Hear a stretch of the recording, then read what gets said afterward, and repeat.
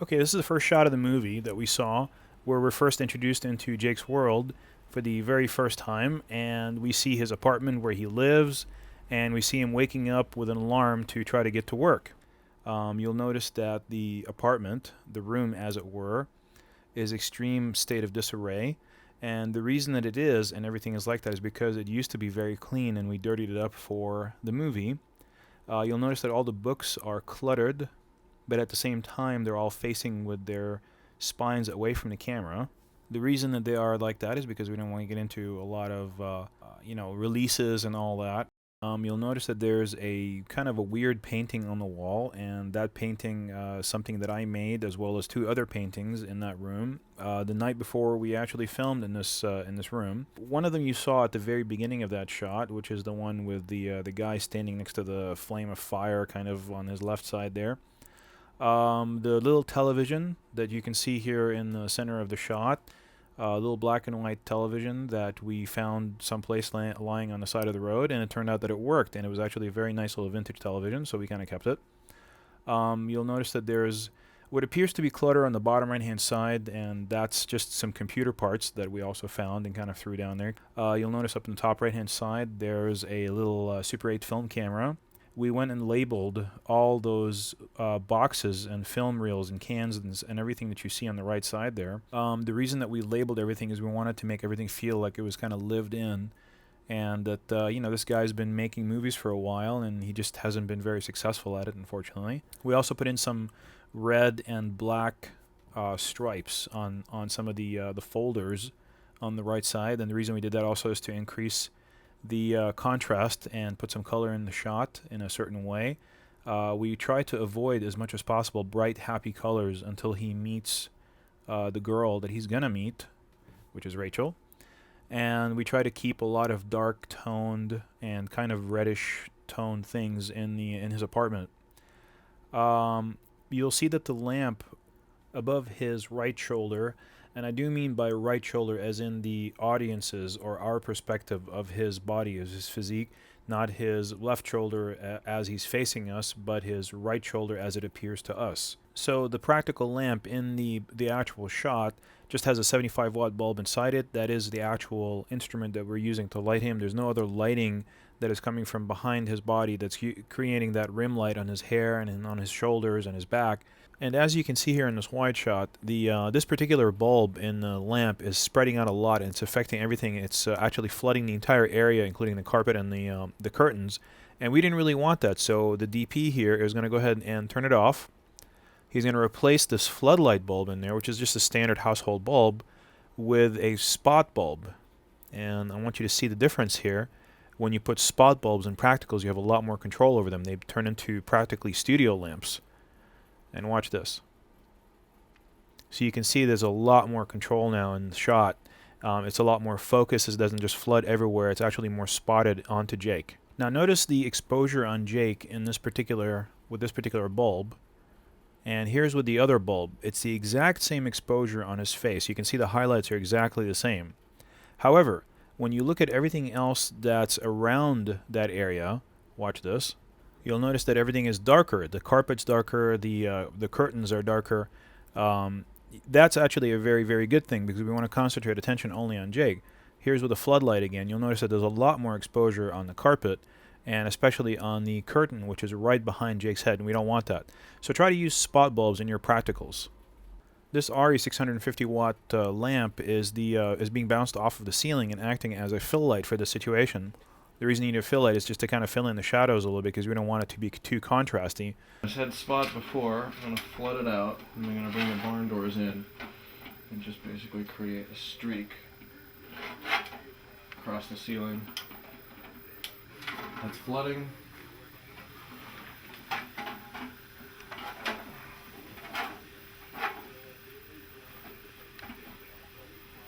And that's our streak. But the actual practical lamp, which is burned out white here, and it is an acceptable burned out white. The reason being is that it is a light source, and a light source, it's acceptable for it to be burned out in the shot because it's actually providing illumination. It is kind of up to your prudence as to whether you like for a practical to actually light the shot or not. We will show you in other DVDs how to make a practical look like it's lighting the shot, but not actually lighting the shot. But in this case, the highlights in his hair and his shoulder are actually being made by that practical lamp, and that kind of makes it feel really nice and realistic. It's also being used to light the computer that's sitting on the table. The light that is actually behind the bookshelves to the back there, that is actually another light that we have back there, which is also just a regular practical lamp that's sitting up there. Here is a little bit of a shot where we're showing essentially what it's going to look like when the lighting is bad.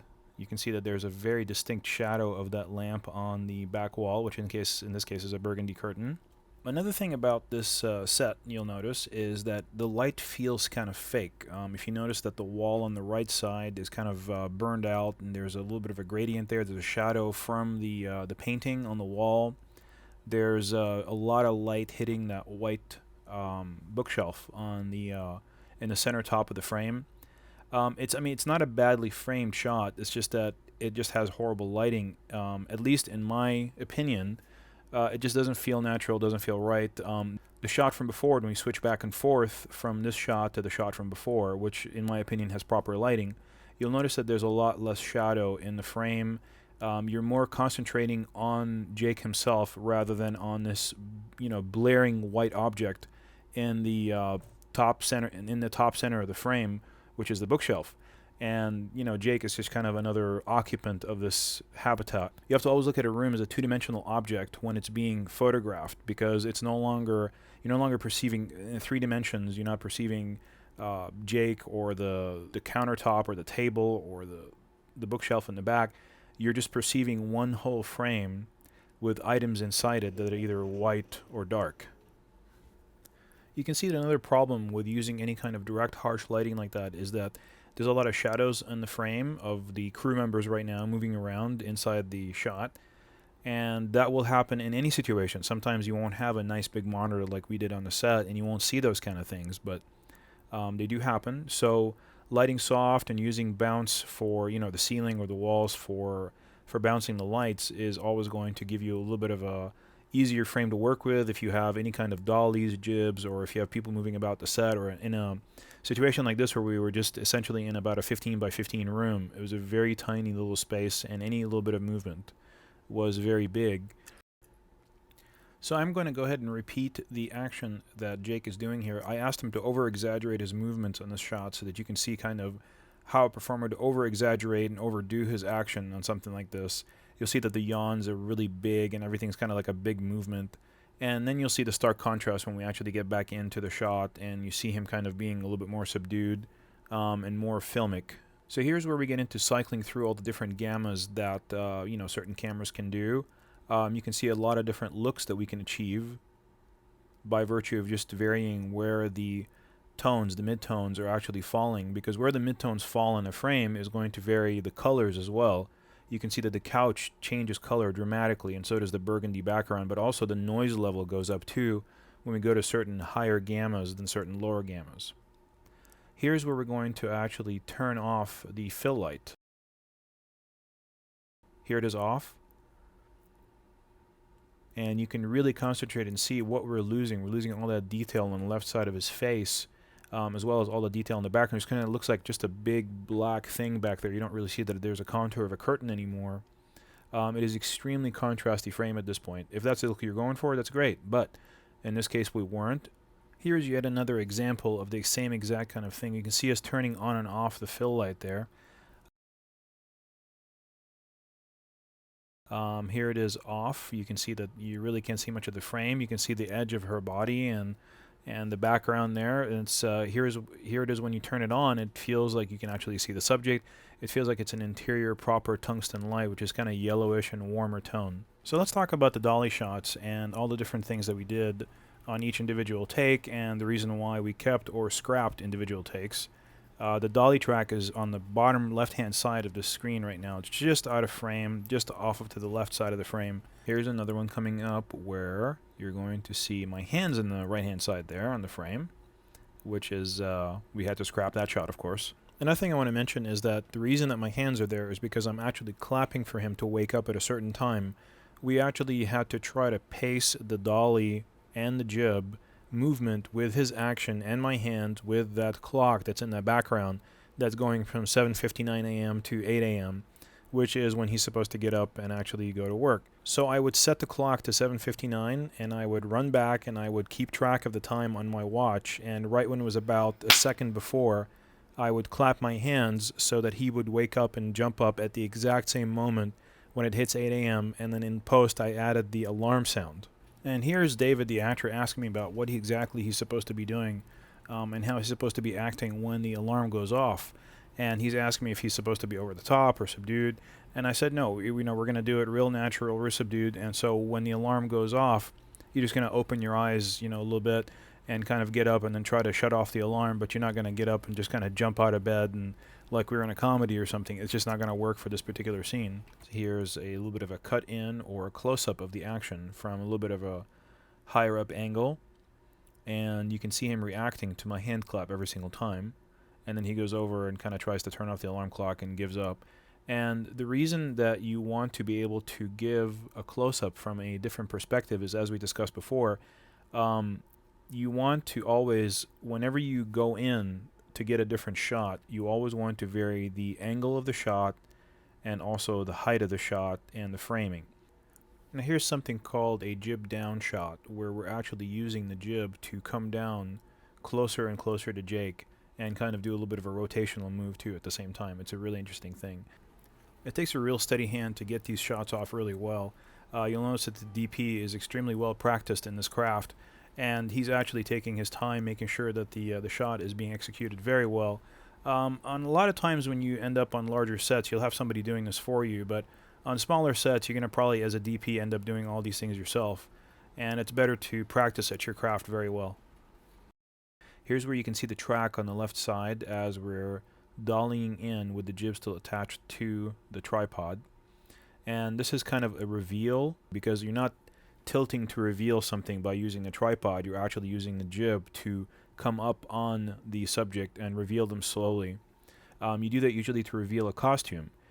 You'll find that reveals are probably the most powerful weapon you'll have as a filmmaker, because it allows you to maintain a close-up or a medium shot and interest in the subject, but at the same time keep moving into other facets of the scene. Here is a Dutch shot where we're actually rolling the camera to the left and to the right in order to change the entire cant of the camera. Now you can use a Dutch angle anytime you want to alter the audience's perspective on a certain normal shot and make it feel kind of like something is out of place. In this situation we tried it. We didn't really like the way that it looked, but there's a lot of other situations where you would want to cant or roll the camera to the right by using the tripod legs and shorten the tripod legs only in one direction to kind of make that kind of frame seem kind of odd. And they've been using that since the days of the black and white films to kind of force the audience to look at the scene in a whole different way, as though something is awry, something is wrong with the frame, something is wrong with that world, and something is happening that is unusual. You can use that as a device, just try not to overuse it, because then you end up with something that looks kind of precocious. Okay, this is a scene where we're going to be walking back with Jake into his world at home, and this is right after he comes back from work, right before he enters into his dream world, and he sits down, turns on the practical lamp. So it's really nice to have a lamp that's actually lighting him, that's creating that nice rim light on the on his back, that is actually also a practical lamp that can be turned on and off. He lays down in the on the couch, and the jib kind of floats closer towards him. He starts reaching towards his dream world. What I want you to think about is, in this moment, essentially, what you're seeing in front of you is like all of your hopes and dreams, even though it's just like this kind of like this little crime scene and everything. Right. But you got to imagine that in your mind, to him, to Jake, this is like everything he wants to be in life, everything he wants to do in life is happening right in front of him, and there's some kind of a barrier that's impeding him. He cannot cross this barrier. It is physically impossible for him to cross over that threshold and get into that world. He just can't. He can't do it. But everything he wants is like right there, and he wants it so badly. He's forcing himself to hallucinate to get to that world. It's the only way he can do it. The only way he can do it is to come back home and go to sleep, to get himself into that dream state. Right. so that he's able to feel like that he's in that world. So how that works for you personally, okay, is I want you to think about what you want. And when I see you on that camera, I want you to be reaching out to what you want. I want you to get into that sense memory and think about either something in the past that has happened to you, or you want really want it, or currently right now, what you hope to aspire, Right. and see that you're imagining that right in front of you. And it'll take us three or four more times to get it, but I just want you to kind of perfect that idea in your mind every single time. Okay. Okay? All right, let's try that. What we're going to show you first is how to do it badly. And you can see that there's a lot of really bright light up on the top of the wall there. The framing is off. You see the back of his head in a very unflattering kind of way. You can see that the jib is kind of dodging back and forth and not really floating. Jake is behaving kind of, he's moving around in an erratic way, not in a smooth, controlled way. There's a shadow on the background, on the curtains, where essentially one of the crew members is moving his head back and forth. That is kind of like a worst case scenario, and we're going to do it one more time, and we're going to get him to sit down again. There's a lot of shadows again on the background. It looks absolutely horrible. The framing is off, and then when he sits down, he's going to lay down with his blocking in the completely incorrect direction towards the camera as well. It seems kind of amateurish when you see it already in a good way, and now you see it in a bad way, but it's just one of those things where you really want to think about the blocking and the subject and the direction of the face way before you even arrive on the set, preferably in a storyboard.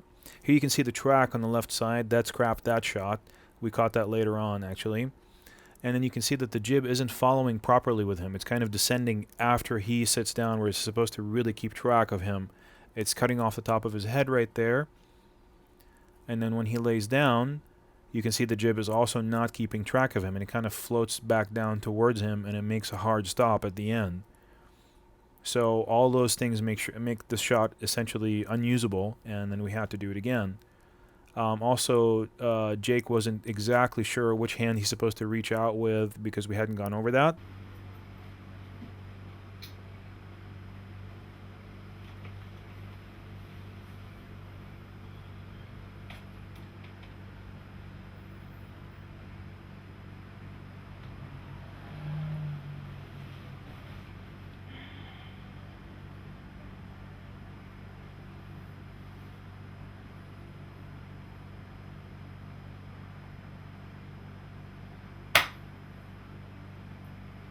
Here's the track again on the left-hand side. You can see that very clearly, the track for the dolly.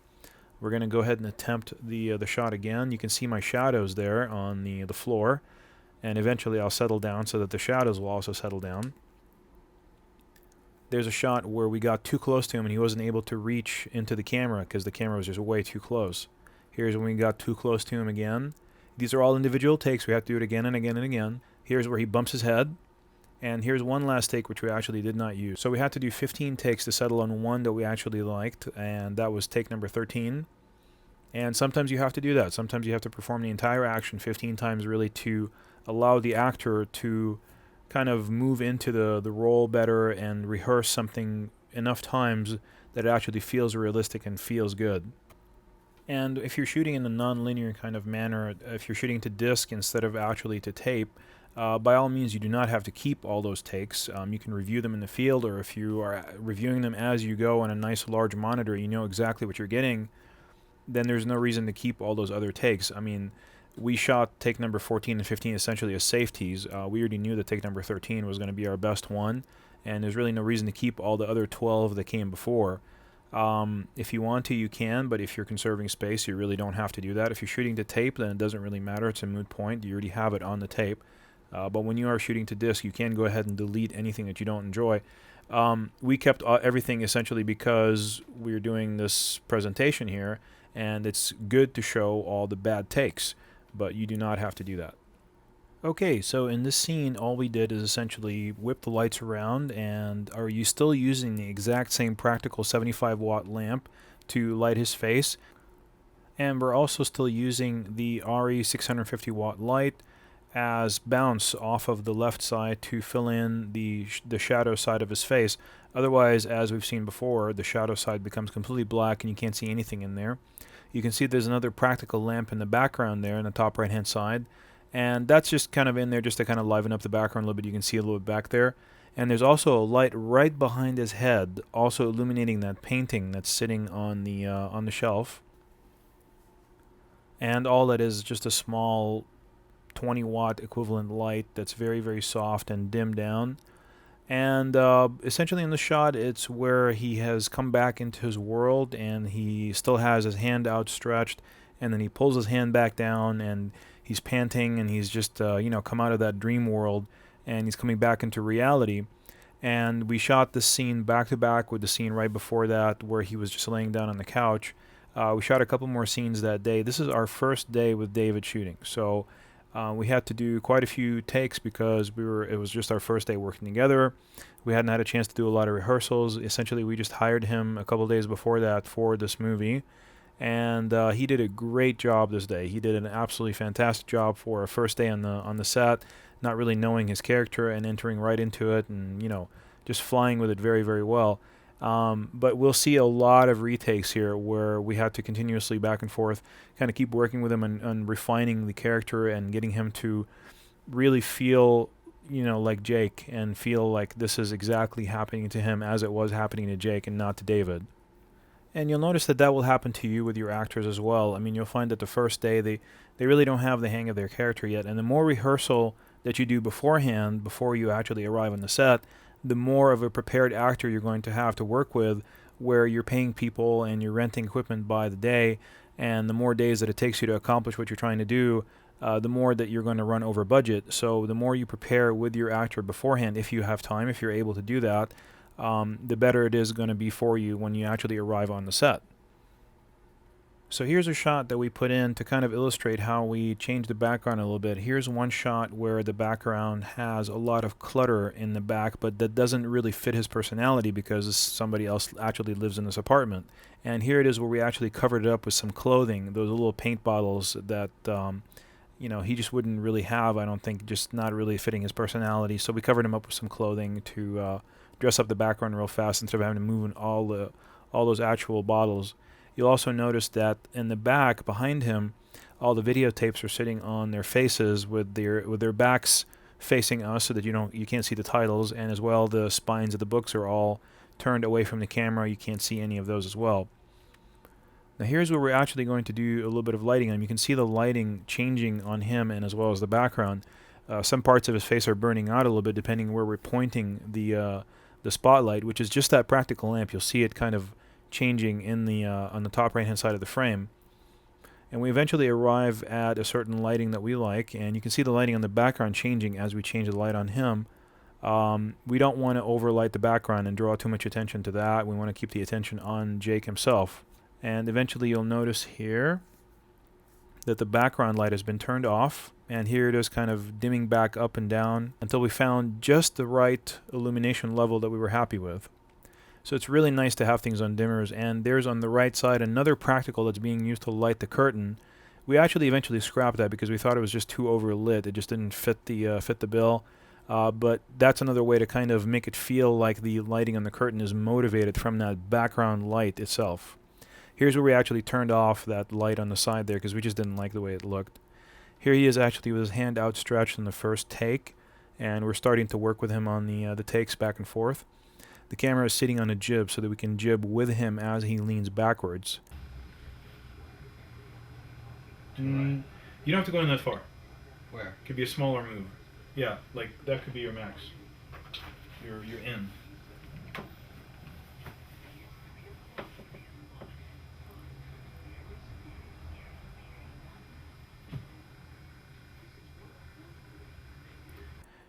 And here I am actually telling him to raise his hand up a little bit and adjust it a little bit, and we pull the camera back.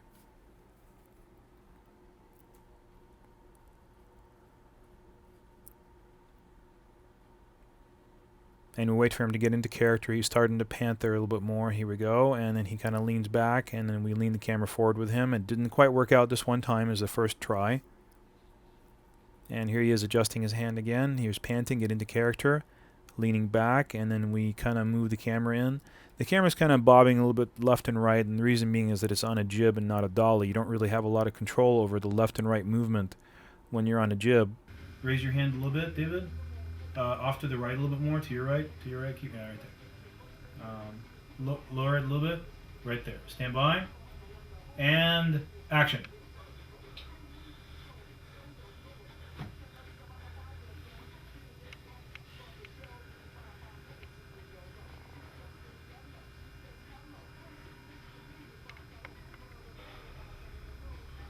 One more time, adjusting his hand up into the frame.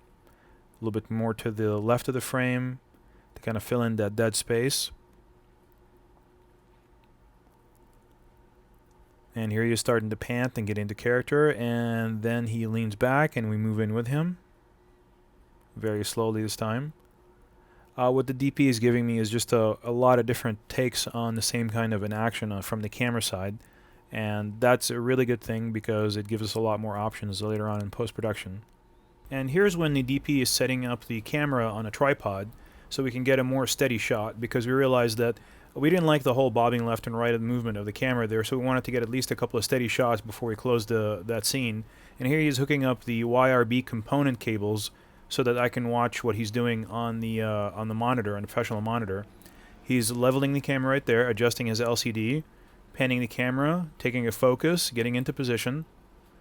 And here we get back to Jake, and he's raising his hand, getting it into position, getting into character. Here he is starting to pant, and he drops his hand and leans back.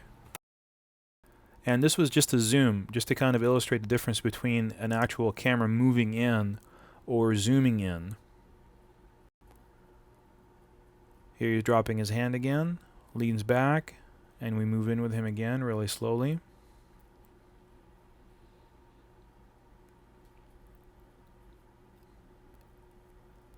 This time he drops his hand, and we're kind of going to move in with him again. This time there's a lot more headroom. It's an unacceptable shot. This time he just dropped back and we just tilted down with him. And here we are putting some water on his face to make it feel like he's a little bit more sweaty. We weren't charming him there. And we're going to have him drop his hand, lean back, and just tilt down with him. This is the actual shot that we end up going with. The reason being is it just felt a lot nicer than the actual shot where the camera moved in closer to him. If it were on a dolly, it probably would have felt a little bit nicer, but because it was on a jib, it was kind of bobbing left and right. It didn't quite feel right. And there's another tilt down with a tripod. You'll find that the tripod is really the most useful implement on the set. The last thing I want to do is kind of really demonstrate to you the difference between a dolly shot and a zoom shot. And here we are again. This is a dolly shot, and here is the zoom shot. And I want you to look at the change in perspective when you're actually using the dolly. You actually feel like you're getting closer to the actor, whereas when you zoom, you're just magnifying a certain part of the frame. The dolly shot always feels more natural because we as human beings can approach a subject, we can walk closer to it, and the perspective changes with it. But a zoom shot, on the other hand, always feels fake because our eyes can never zoom. We're not bionic. We don't have that ability to zoom into a certain aspect of shot. We can either dolly or we can cut with our vision from, let's say, a wide shot like this one to a medium shot, and then cut again to a close-up.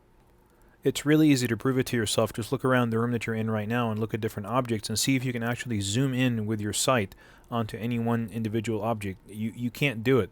The only thing you can do is you can actually get up and actually get closer to the object, or you can look at object A, object B, object C, or look at it closer with your vision from a wide shot to a medium shot to a close-up, but you're always cutting or you're dollying, you're never zooming. But we are not able to zoom in real life, so that's why zoom shots always feel fake and unrealistic, and they take the audience out of that suspended disbelief that they're actually watching something that's a reality somewhere else, and it just feels like you're watching actors on the set.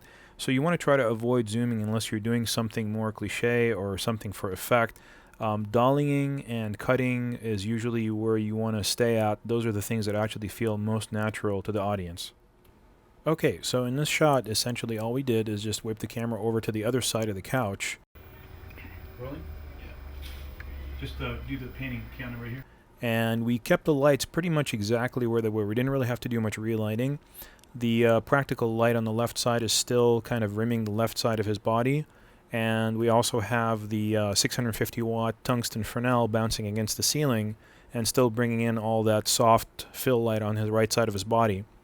You also notice that we used a light panel on the right-hand side right there to fill in the right side of his face and give him a little bit more edge and more separation from the background. The reason we did this shot for is because this is when he comes out of his world, and we wanted a shot where we see his face from the front and then also from the back, and this matches up with where he's on the crime scene and he's watching the two detectives. So we used this framing when we actually shot the crime scene much later on, 4 or 5 days later on, and we try to match the frame as closely as possible when he's sitting down at the crime scene watching the two detectives. So you'll see him kind of reaching forward there, allowing us to do a little bit of effects later on, and he kind of he's panting and he lays back. And the thing is that he has to keep panting exactly the same way. You can see his shoulders kind of rising and lowering, because if he doesn't do that, it will cause another kind of jump cut. That jump cut is not just a jump in the action or in the time space, it is a jump in the performance as well too, because something he was doing on another shot, this is supposed to be the reverse angle of that shot just over his shoulder, and if he's not performing the exact same type of action, the exact same type of intensity, it just won't work. The audience will feel cheated. It won't cut properly. And here's a closer shot. You always want to shoot a little bit of a closer shot. Even when you feel like you've got the wide shot and you're very confident of it and everything's great, you always want to shoot one shot that's a little bit closer, just so you can have a slightly different perspective in post. You never know if you're going to need it later on. Another thing that you'll notice is he's turning his face all the way to the left and all the way to the right. And actually, you'll hear me in the set, and I was exactly telling him to do that. I was telling him to keep turning his head until it would actually hurt him a little bit, because if he turns it until he's comfortable, you still won't see his face turning all the way to the camera. He has to continue turning without turning his shoulders until he actually feels that it's uncomfortable, and that's when it actually looks good to the camera. It's just one of those things that he as a professional actor understands he has to make a few sacrifices. Now for the next shot, all we did is just kind of brought him into the apartment. We just turned all the lights around and we got him actually coming into the apartment for the first time. We had a whole different set of lighting on him. We essentially shot all the things that we needed from the other scene first, and now we brought him into this other scene, whipped the lights around, and got a whole different set of lighting arrangement. You can see there's a little bit of a bluish light on his body there, and we intended that to kind of feel like it's kind of some kind of a skylight or maybe a kitchen light of some sort. So there's the DP adjusting the light that's going to end up causing that blue light to happen on Jake's body. And there's the actual light coming out of it. He's spotting it in and out right now and adjusting the barn doors to get that exact right pattern on him. He's actually moving it up right now to get a little bit of a higher angle to get it to hit his face. And he's going to go ahead and he's going to see what that looks like. And he's going to run over to the monitor right there and take a look at it. And that's what I'm going to tell him, that I kind of liked it better when it was just hitting his midsection and not hitting the top of his body as well too, in his face. So he's going to go ahead and lower it and set it right there, and he's going to eventually put a blue gel on it. You won't see him do that, but he's going to put a blue gel on the light to make it have that kind of bluish tone to it and not make it look yellow. And you can see where he comes to an actual stop, that the light in his face is extremely harsh. Now, it is not overexposed. He's actually very well exposed, and he's got a nice rim light on the right side of his face, but the light is very harsh, meaning that it is not soft, it is not balanced. And so here's the DP. He's bouncing the light off the back wall to try to create a little bit of a softer light on Jake's face. From him to the light is 4'3". So instead of hitting him directly with the light, we're bouncing it off of the wall, and then the light is coming off of the wall and bouncing back into Jake's face, and we're increasing the size of the light to be very large and very soft. And then to the wall itself Is 8'6". When you bounce a light off of the wall, it becomes extremely large. As you can see, the circle that's being made on the wall, that becomes your large surface that is being used to actually light the actor. So it wraps around his face and becomes a very, very soft light. That's what makes it so nice. Okay, and then also to this light.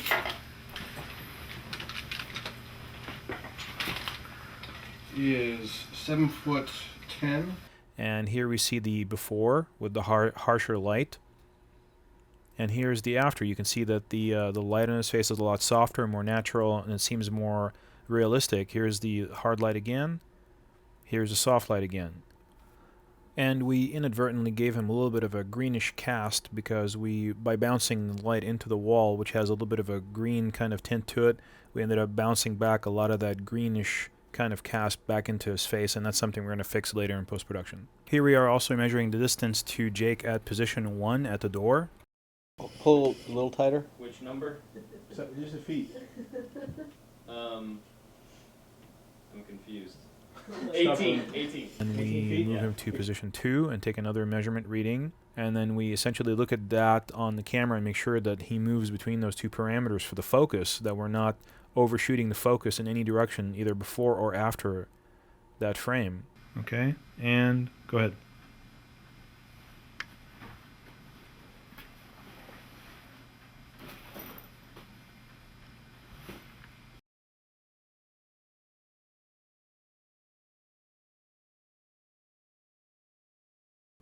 I didn't like his end framing there because the fan was right behind his head, so we had him do the entire action again.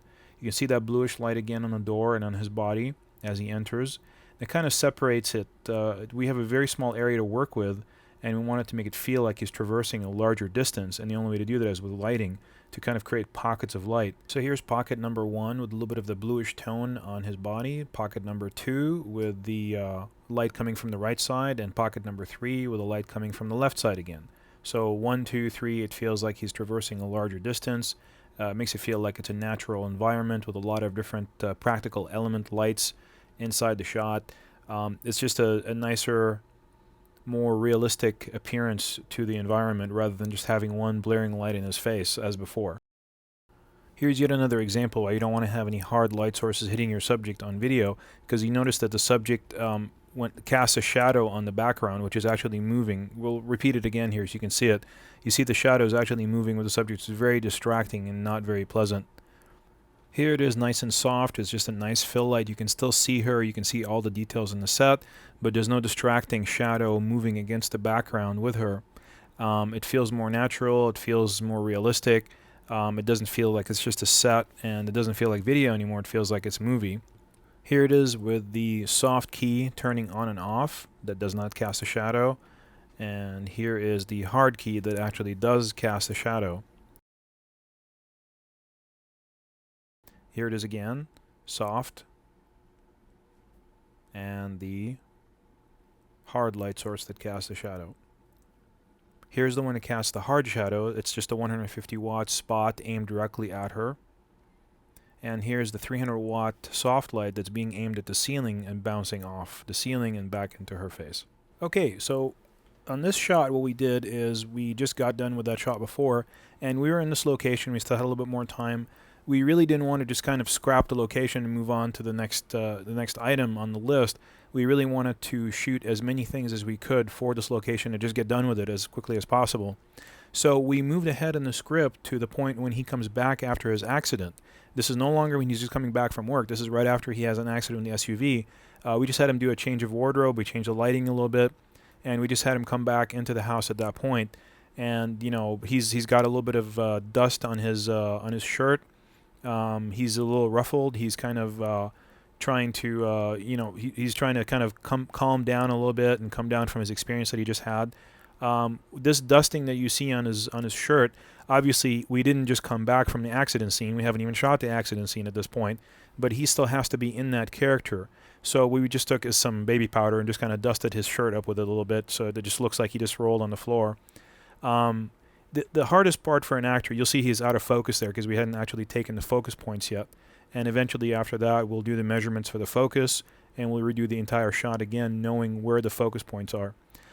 This is the hardest thing for the actor, is to appear as though he has just encountered something or experienced something that he hasn't really even experienced yet, even in the world of the movie yet. He has to kind of read the script and be ready for it and rehearse it and know what he's going to be doing with feedback from the director as well, of course, so that he kind of, knows exactly what's going on before we actually get to it.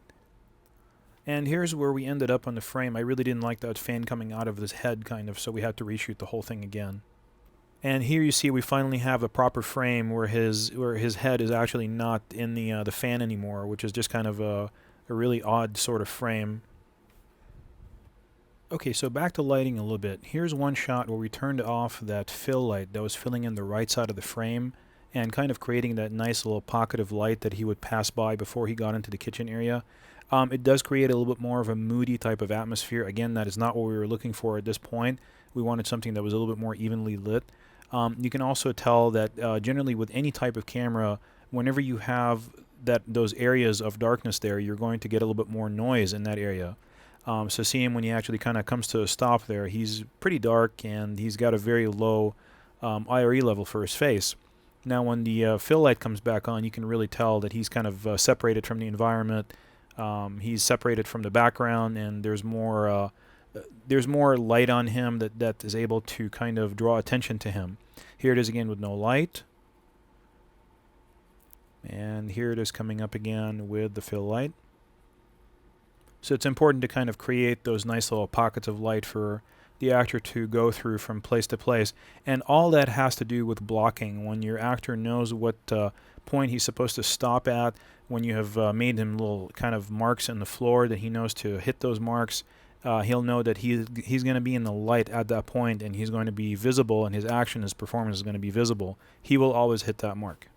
So here we're going to take a listen to the difference between an on-camera microphone and an actual proper professional shotgun microphone on the set. The first shot's going to be the on-camera microphone. The next shot's going to be the shotgun microphone placed close to the action. So you can really hear the difference between all the things that you're losing. If you don't have a proper professional shotgun microphone on the set, you're not going to get all those intricate little sounds like the door opening. Just listen to the difference for yourself.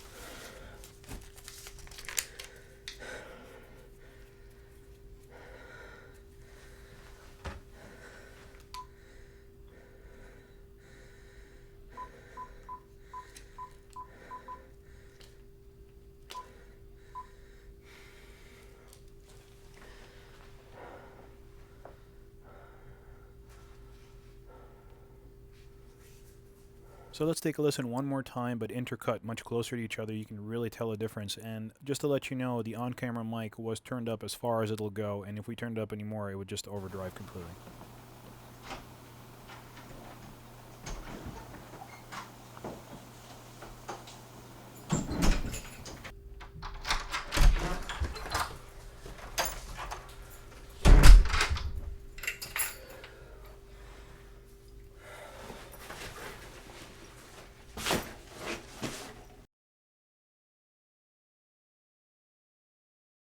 Okay, this was another fun thing that we got to do. This is all still in the same day. We shot everything in the same day at this apartment. We got all the scenes done pretty much for the entire movie in about 2 days, and this is still the same day. You'll notice that the daylight is pouring in through the window on the right side.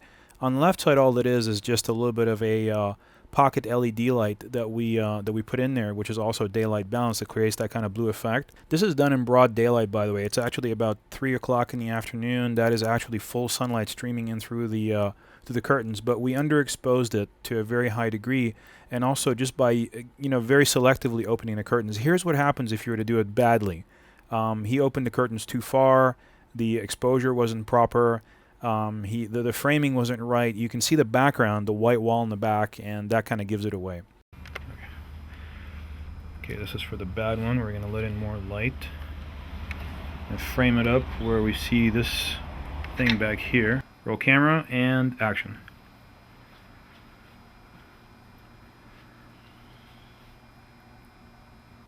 Okay, and here we're going to watch the DP assembling the LED light that we end up using in that particular shot.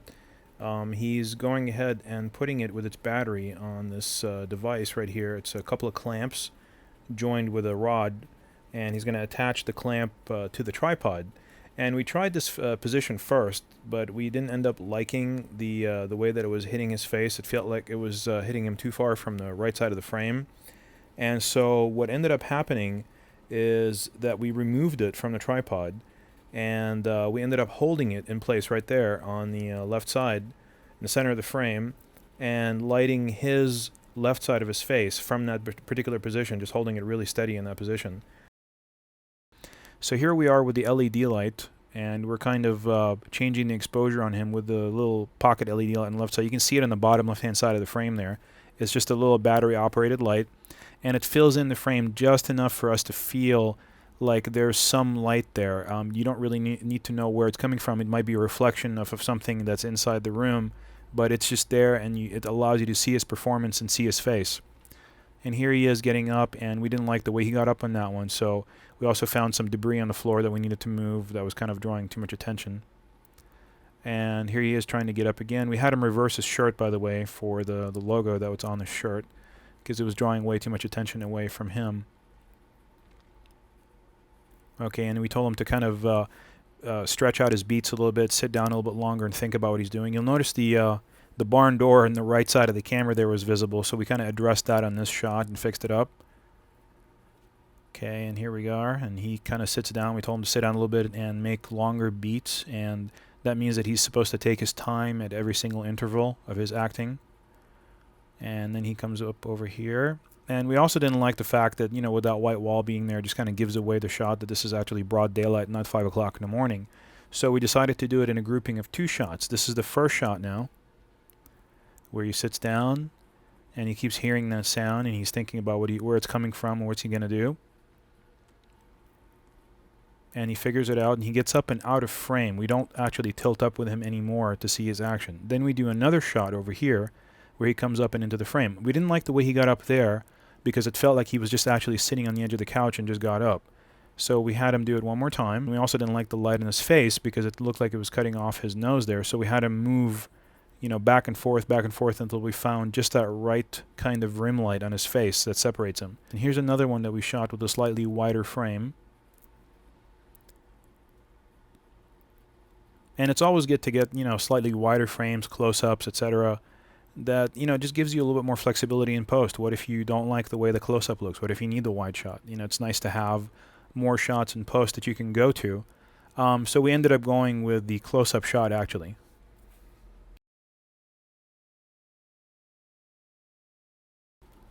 Wardrobe continuity is very important, and especially on these independent films, you usually don't have a continuity person watching, the wardrobe from scene to scene. So it's important for you as a director to keep track of what the actor is wearing on the actual script, and kind of just jot it down, just so you remember from scene to scene and shot to shot what each actor is going to be wearing. Everybody like his look? Is that cool?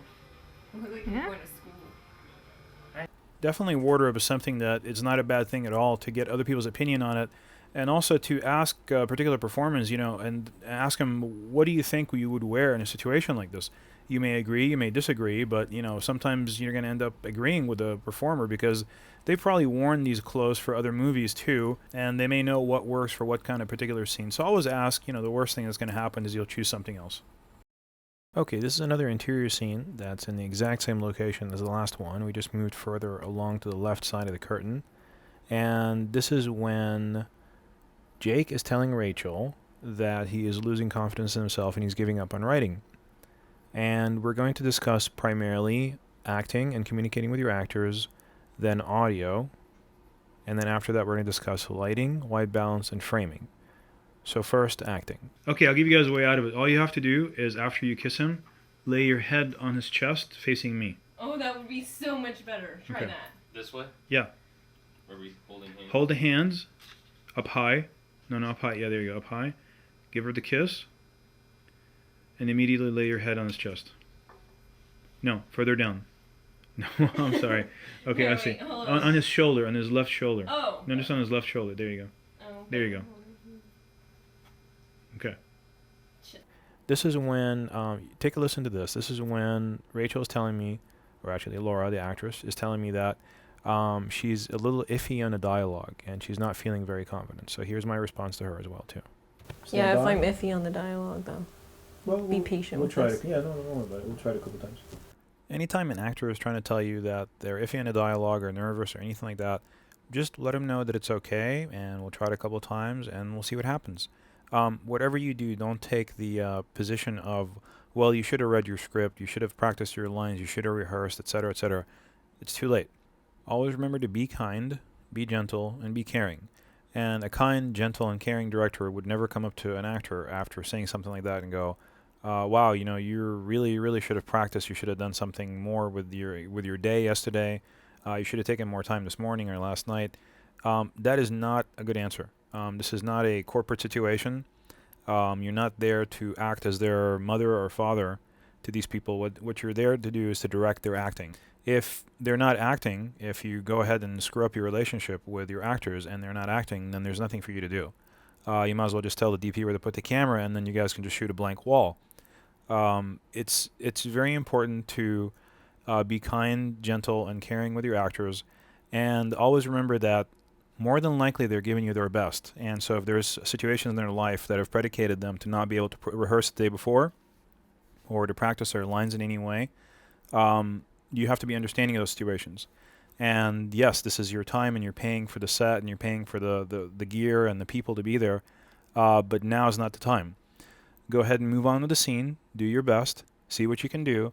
Even if it takes 10 or 12 takes, no big deal. Just go ahead and get the shot.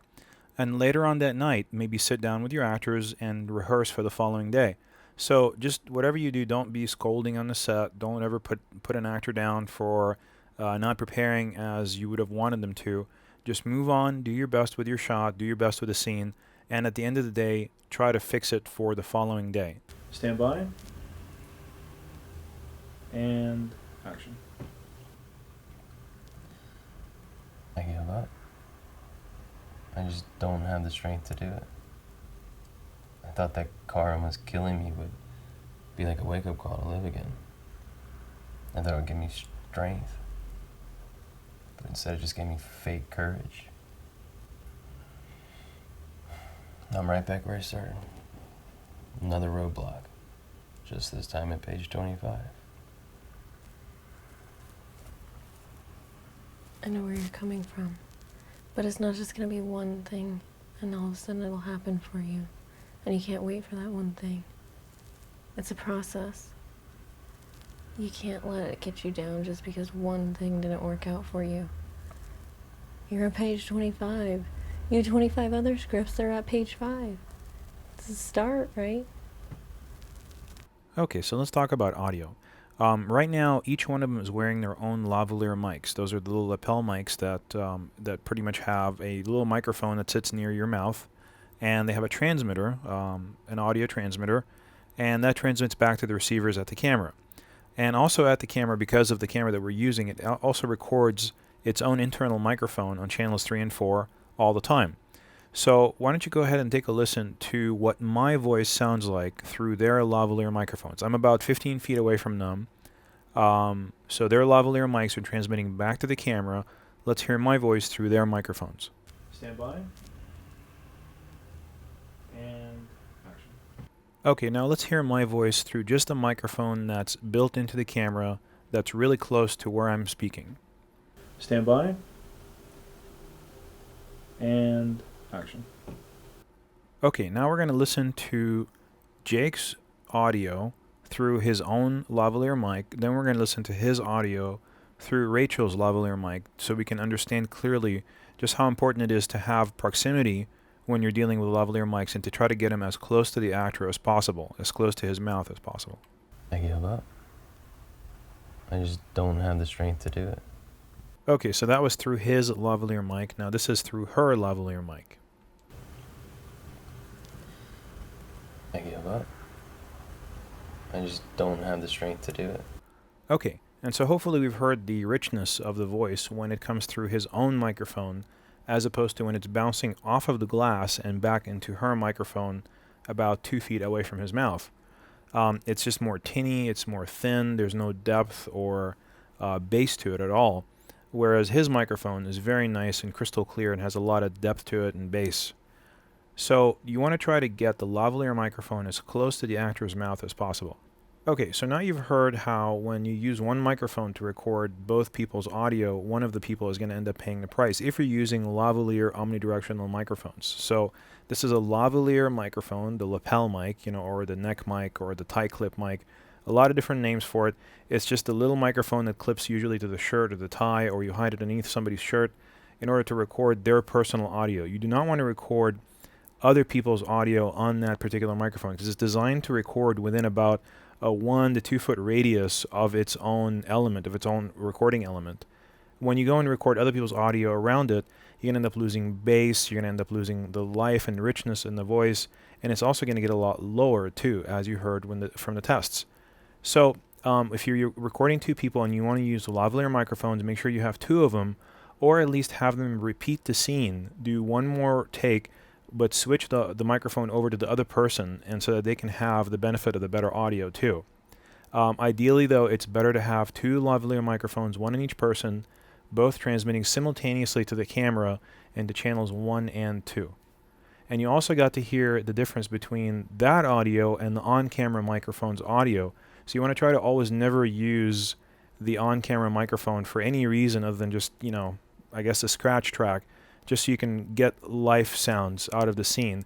But all the dialogue should be recorded in lavalier mics or a boom microphone. Either you or the audio person or someone who's watching the script has to always have a set of headphones on their ears all the time. Don't just trust the level meter on your camera. You have to always have a good set of headphones and always listen to the dialogue through the headphones. If you're sitting in the same room and you think that you can hear everything, you're not hearing the whole thing. There's little things that are going to happen to that microphone that you just will not hear unless you have a good set of headphones on your ears. Okay, now let's also talk about how Jake stumbled in his line a couple of times. Here we go. I thought it would give me strength, but instead it just gave me fake courage. Okay, so when an actor is stumbling over his dialogue like that, there are 2 cures. Number 1 is to just do more takes, and eventually he'll, eventually work it through, and he'll learn the lines through repetition. The other way is to stop for a moment, give them about 5 minutes, and allow them to go ahead and re-rehearse the lines back and forth. Give them a moment to take a breather, and then go ahead and move on again to take number 2. I usually advise the second method as long as the actor is okay with it. Sometimes you'll ask them if they want to do that, and they'll say, no, I really just want to keep shooting, because they don't want to stop and rehearse. It's going to take them out of their character. So go ahead and listen to your actors, and if they tell you, no, I just want to keep shooting, it's okay. If you don't feel very confident, just don't roll the camera. But by all means, don't just force them to do one thing. Don't force them to stop and rehearse. That usually puts them on the spot and ends up being 10 times worse than just allowing them to do what they want to do, which is just to do a few more takes. Now, as a director, once you notice that if they're doing 2 or 3 more takes and they're still stumbling or stuttering in the exact same spots or in different spots, then you just need to make a judgment call and stop it and say, okay, I want you guys to, let's have a powwow and let's sit down and rehearse the whole scene again, just in case, just to kind of make sure everybody's got their lines straight. But before that, give them a couple of chances to kind of redeem themselves and go ahead and try to do the scene again without stopping to rehearse, because you really don't want to put the guys on the spot.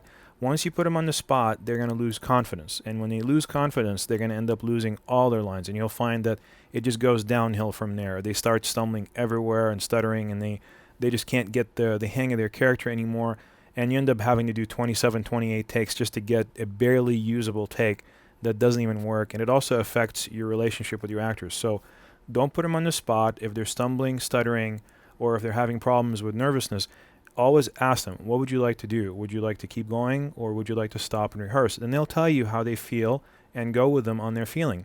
After a couple of takes, if you don't feel like it's going where you want it to go, then you stop it, and then they'll always tell you, oh, okay, yeah, maybe we should stop and rehearse a little bit. They'll go with you on that, but just don't act like you know exactly what's right at every single situation. Be gentle, caring, and patient with your actors, and ask them how they feel and what would they like to do, and then go with that. That way you allow them to save face and remain in character and feel confident that you still have confidence in them as actors. Now let's go ahead and hear both of their audios through the camera microphone. Let's just say if you just had the camera microphone on there. I give up. I just don't have the strength to do it. I know where you're coming from. But it's not just going to be one thing, and all of a sudden it'll happen for you. Hurts your ears, doesn't it? Especially when you hear it first through the lavalier mic. The only thing really you want to use the on-camera microphone for is if you're using a camera that can record 4 channels of audio. You want to use the on-camera microphone to record your instructions or your notes without letting the actors hear what you're saying. So let's just say if you want to say, well, that was a good take or that was a bad take, and that way you can hear it later on in post-production when you get there, you can just kind of whisper it into the on-camera microphone where nobody can hear you. The reason that I like lavalier microphones so much as opposed to boom microphones or on-camera microphones especially is because you don't require a second person on the set just to hold the boom mic.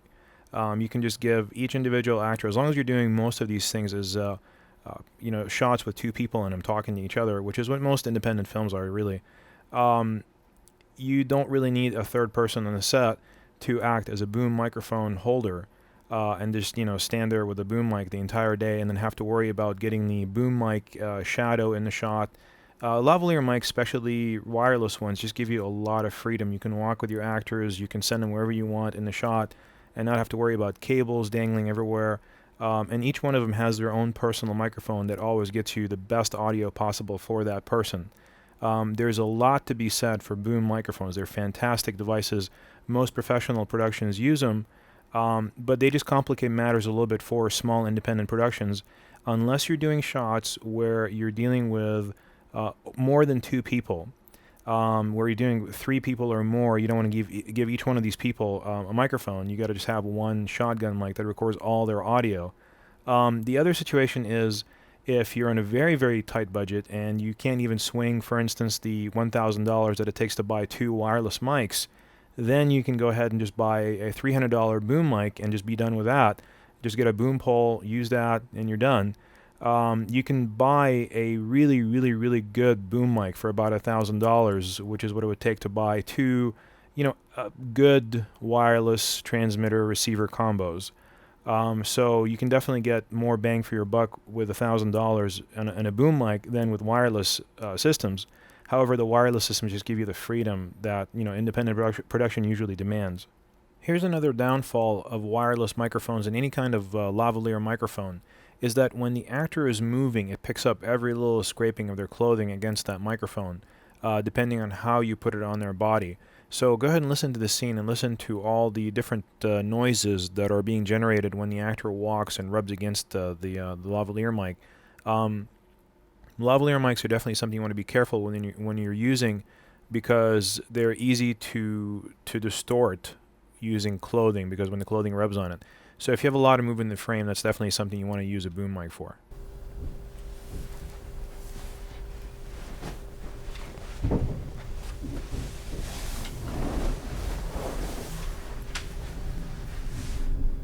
I give up. I just don't have the strength to do it. Since I didn't need them to be actually speaking while they're moving around from position A to position B, it just wasn't a non-issue for me. But if you need them to actually be communicating and talking to each other while they're walking and while they're navigating around the room, a shotgun mic might be a better solution for you.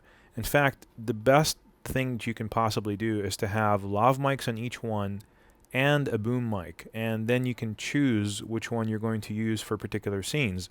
You just connect whichever cable that you want to the camera at that moment and just use that particular device.